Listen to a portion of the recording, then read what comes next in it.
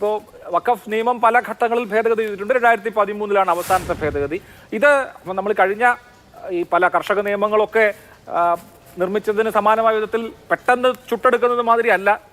Joint parliamentary കമ്മിറ്റിക്ക് പോയി. Joint parliamentary കമ്മിറ്റിയിൽ പ്രതിപക്ഷം നിർദ്ദേശിച്ച 44 ഭേദഗതികൾ നിരാകരിക്കുകയും ഭരണപക്ഷത്തു നിന്ന് വന്ന 14 ഭേദഗതികളാണ് അന്തിമമായി അംഗീകരിച്ചിട്ടുള്ളത്. പുതുക്കിയ ഡ്രാഫ്റ്റിൽ ഉൾക്കൊള്ളിച്ചിരിക്കുന്നത് ഈ ഭരണപക്ഷത്തു നിന്ന് വന്ന ഭേദഗതിയാണ്. സ്വാഭാവികമാണ്, കാരണം 16 അംഗങ്ങൾ ഭരണപക്ഷത്തും 10 അംഗങ്ങൾ പ്രതിപക്ഷത്തുമുള്ള സംയുക്ത പാർലമെന്ററി സമിതി ആയിരുന്നു അത്. നാളെ ഇത് ഡിബേറ്റ് ചെയ്യപ്പെടുമ്പോൾ കുറച്ചുകൂടി ഇൻക്ലൂസീവ് ആവുമെന്ന് തോന്നുന്നുണ്ടോ? കാരണം ഇവിടെ ഞാൻ നേരത്തെ സൂചിപ്പിച്ചതുപോലെ ജനതാദൾ യുണൈറ്റഡിനും അതുപോലെ തന്നെ RLDക്കും LJPക്കും ഒക്കെ അവരവരുടേതായ പൊസിഷൻസ് ഉണ്ട്. TDP തുടങ്ങിയ കക്ഷികളൊന്നും അങ്ങനെ ആന്റി മുസ്ലിം സ്റ്റാൻസ് എടുത്ത് അതാത് സംസ്ഥാനങ്ങളിൽ പ്രവർത്തിക്കുന്ന പാർട്ടികളല്ല. ഇപ്പോൾ പക്ഷെ അവർ ഘടകകക്ഷി പാർട്ട്നേഴ്സാണ്. അപ്പോൾ ആ നിലയ്ക്ക് ഇത് വളരെ ഏകപക്ഷീയമാവുന്നതിനപ്പുറത്ത് കുറച്ചുകൂടി ഇൻക്ലൂസീവ് ആവാനുള്ള സാധ്യത കാണുന്നുണ്ടോ? അഭിലാഷ്, ഇതിനകത്ത് BJPയുടെ ഒരു സമീപനം ചരിത്രപരമായി തന്നെ കഴിഞ്ഞ നരേന്ദ്രമോദി സർക്കാരിൻ്റെ ഇതുവരെയുള്ള പാർലമെൻറ്റിലെ പെർഫോമൻസ് പരിശോധിച്ചാൽ ഏതെങ്കിലും തരത്തിലുള്ള നീതിപൂർവമോ ജനാധിപത്യപരമായ ഒരു സമീപനം ഭരണകൂടത്തിൻ്റെ ഭാഗത്തുണ്ടാവും എന്ന് പ്രതീക്ഷിക്കാൻ കഴിയില്ലല്ലോ. അതേസമയം അല്പം കൂടി സമ്മർദ്ദമുണ്ടാക്കുന്ന തരത്തിലുള്ള ജനാധിപത്യപരമായ പ്രക്ഷോഭങ്ങൾ രൂപപ്പെടുത്താൻ നമുക്ക് അല്പം കൂടി കഴിഞ്ഞിരുന്നുവെങ്കിൽ മുസ്ലിം സംഘടനകളുടെ ശക്തമായ പ്രതിഷേധം ആന്ധ്രയിലും ബീഹാറിലൊക്കെ നടന്നതിൻ്റെ ഒരു ഇമ്പാക്റ്റ് ഉണ്ടാവും എന്ന് നമ്മൾ പ്രതീക്ഷിക്കുന്നതോടൊപ്പം തന്നെ അല്പം കൂടെ ഒരു സാമൂഹികവും രാഷ്ട്രീയവുമായ സമ്മർദ്ദം ഉയർത്താൻ കഴിഞ്ഞിരുന്നുവെങ്കിൽ നന്നാവുമായിരുന്നു എനിക്ക് തോന്നുന്നു. അതിന് വിഘാതം സൃഷ്ടിക്കുന്ന തരത്തിലുള്ള ഒരു ക്യാമ്പയിനുമായി കത്തോലിക്ക സഭ ഇറങ്ങി എന്നുള്ളതാണ് എന്നെ വലിയ രീതിയിൽ നിരാശപ്പെടുത്തുന്നത്. ഞാൻ ഫാദർ ഫിലിപ്പിൻ്റേത് ഏതെങ്കിലും തരത്തിലുള്ള ഒരു തെറ്റിദ്ധാരണയാണ് എന്ന് ഞാൻ വിചാരിക്കുന്നില്ല അഭിലാഷ്. എന്തുകൊണ്ടാണ് അമിത്ഷായും നരേന്ദ്രമോദിയും തെരഞ്ഞെടുപ്പ് റാലികളിൽ പറയുന്ന തരത്തിലുള്ള പച്ചക്കള്ളങ്ങൾ ഒരു സമൂഹത്തെ തെറ്റിദ്ധരിപ്പിക്കുന്നതിന് വേണ്ടി അദ്ദേഹം പറയുന്നത്? ആർക്കു വേണ്ടി, ആരോട് വിധേയപ്പെട്ടാണ് അദ്ദേഹം പറയുന്നത് എന്ന് ഞാൻ അത്ഭുതപ്പെടുകയാണ്. ശരീഅത്ത് നിയമപ്രകാരമാണ് വഖഫ് ട്രിബ്യൂണലുകൾ. എന്താണ് ഷോണേത്?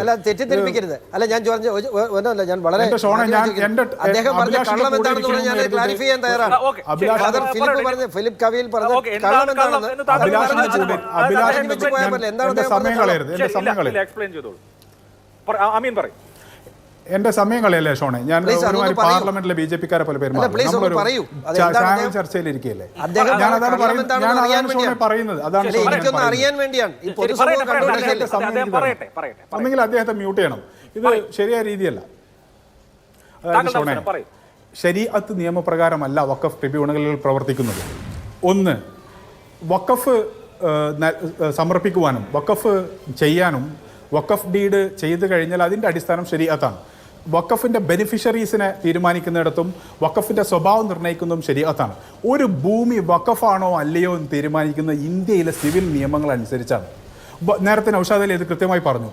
വഖഫ് ട്രിബ്യൂണൽ ഒരു തീരുമാനമെടുത്താൽ അതിൻ്റെ മേലെ ഹൈക്കോടതിയിൽ അപ്പീലുണ്ട്. അവിടെ ഹൈക്കോടതി തീരുമാനിക്കുന്നത് ഇന്ത്യയിലെ സിവിൽ നിയമങ്ങൾ അനുസരിച്ചാണ്. ശരീഅത്ത് അനുസരിച്ച് ജീവിക്കാനുള്ള വിശ്വാസപരമായ സ്വാതന്ത്ര്യം ഭരണഘടന. എന്റെ ഷോണെ, ഞാനൊന്ന് പറഞ്ഞോട്ടെ, മര്യാദ കാണിക്കും പ്ലീസ്. അവിടെ ഇരിക്കുന്നു മര്യാദ ഇല്ലാതെ പെരുമാറുന്നത്.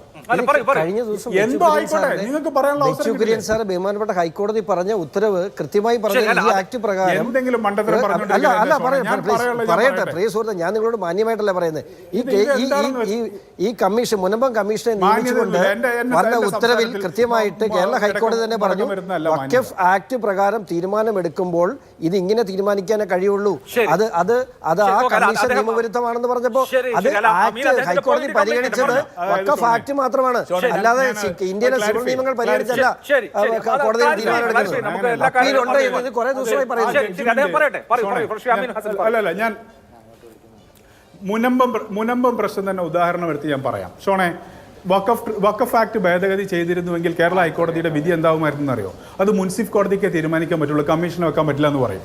ഈ രാജ്യത്ത് ഇത് ട്രിബ്യൂണലാണ്, ഗ്രീൻ ട്രിബ്യൂണൽ പോലത്തെ ട്രിബ്യൂണലാണ്. ഒരു സിവിൽ വഖഫ് സംബന്ധിച്ച സിവിൽ തർക്കങ്ങൾ തീരുമാനിക്കാനുള്ള ഒരു നിയമപരമായ ട്രിബ്യൂണലാണ്. അതൊരു സിവിൽ കോടതിയാണ്. അത് ട്രിബ്യൂണൽ അല്ലായിരുന്നെങ്കിൽ കേരള ഹൈക്കോടതിയുടെ വിധി മുൻസിഫ് കോടതിക്ക് അത് തീരുമാനിക്കാൻ പറ്റുള്ളൂ.